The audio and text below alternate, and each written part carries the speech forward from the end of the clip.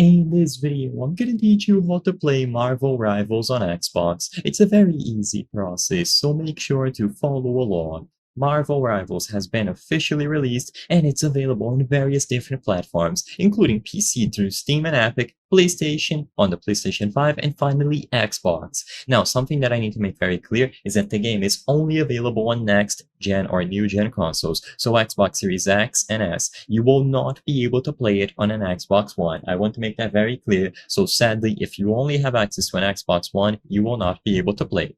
So I'm gonna teach you how to acquire the game for free. You will be able to open it up, register with any account, and then start playing online.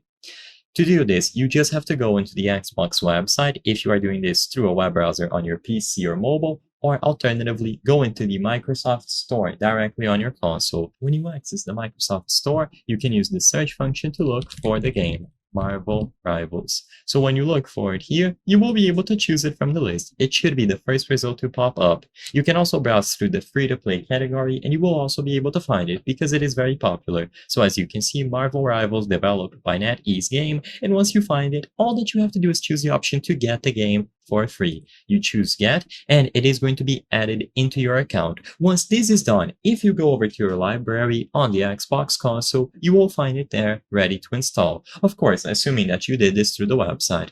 If you did this through the Microsoft Store directly on your console, then you should be all good to go and downloading it right away. You will usually get a notification asking you if you want to download the game. So all that you have to do now is install it.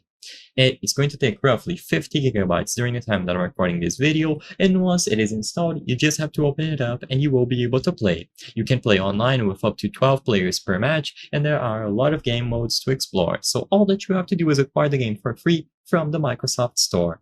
I hope I was able to help you on how to play Marvel Rivals on Xbox. If this video helped you, please be sure to leave a like and subscribe for more very easy tips. Thank you for watching.